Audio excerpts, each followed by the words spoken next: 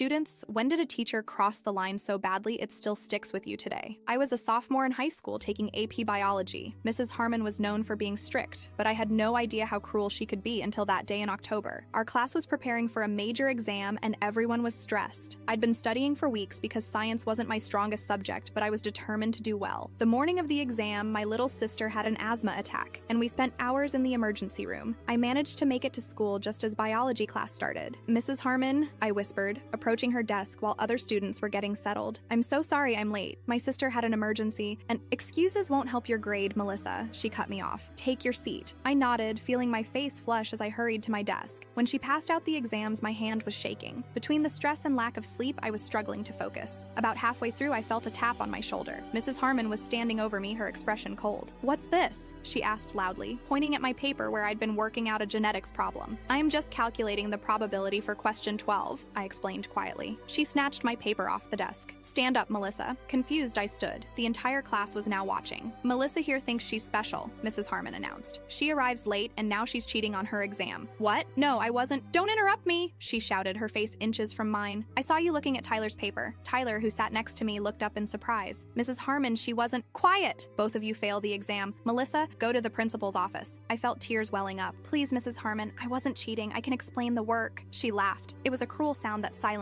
the room. Oh, you can explain genetics now? The same student who barely passed the last quiz? Your mother called last week asking for extra help, saying you're struggling. Now suddenly you're an expert. That's when something inside me broke. Not just because she was accusing me falsely, but because she'd revealed something deeply personal to the entire class. My mother had confidentially reached out, and Mrs. Harmon had just weaponized that against me. That was a private conversation, I whispered, tears now streaming down my face. Nothing is private when it comes to academic integrity, she snapped. Now go! As I gathered my things, humiliated, my classmate Emma stood up. Mrs. Harmon, I was watching Melissa the whole time. She wasn't cheating. Others began nodding. Tyler added, she was just working out the problem. I saw her paper. It's completely different from mine. Mrs. Harmon's face darkened. Are you all conspiring now? Everyone back to work? But something had shifted. The class didn't return to their exams. Several students put down their pencils in silent protest. I walked out, but instead of going to the principal, I went to my guidance counselor and told her everything. She took immediate action. By the end of the day, the principal had collected statements from 15 students who witnessed the incident. Mrs. Harmon was placed on administrative leave the next day. She never returned to teach at our school. The administration apologized to me and my mother. My exam was regraded by another teacher, but the damage was done. For years afterward, I struggled with anxiety before tests, hearing her voice in my head questioning my intelligence and integrity.